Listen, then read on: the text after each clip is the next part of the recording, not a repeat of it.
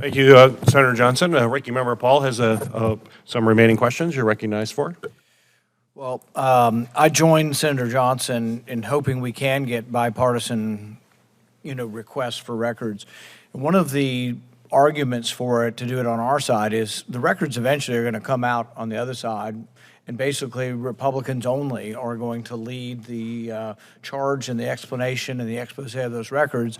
If we were to do it on this side in a bipartisan way, we would be able to access those records, and there'll be another interpretation, both of us together or separately, of these records. If we have to wait till the other side gets out, it'll look like we've stonewalled them, they get the records, but then it's going to be all basically a Republican investigation.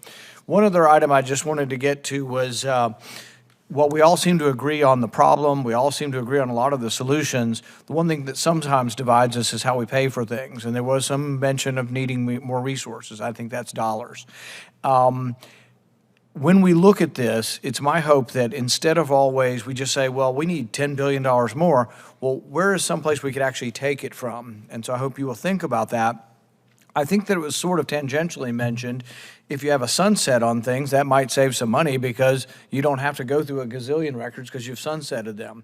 We might want to put a dollar aspect on that if we're developing a bill over many months. Let's put a dollar amount on automatic sunsets and getting through a lot of that. That could be a lot of savings that could be freed up to go to the committee that has to review this that doesn't have enough resources. Also, if we classified less on the front end, now, how do you get the executive branch to classify? One other thought I have is that maybe each executive branch that classifies things, it should come out of their existing budget.